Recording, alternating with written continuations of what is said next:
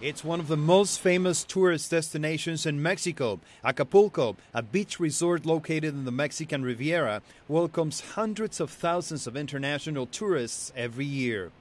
This week it's making headlines after a wave of violence that left more than 30 people dead in only 4 days, including at least 15 beheadings.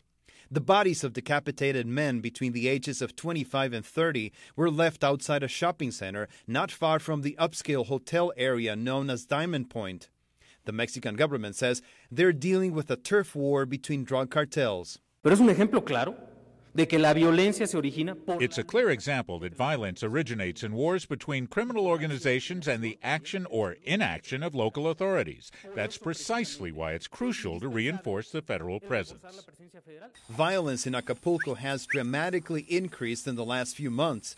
20 Mexican tourists from the nearby state of Michoacan were abducted in early October, and a mass grave was found a month later near the beach resort. Local officials say they're facing an uphill battle against organized crime. We are focused on combating organized crime and criminals, but they are ahead of us because they operate using the surprise factor.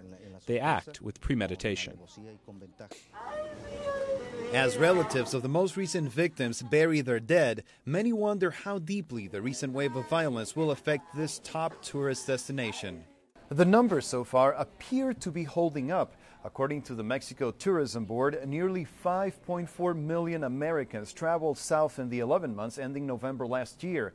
That was an 11% jump from the same period the previous year, according to the board.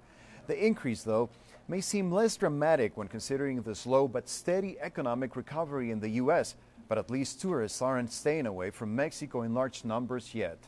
Rafael Romo, CNN, Atlanta.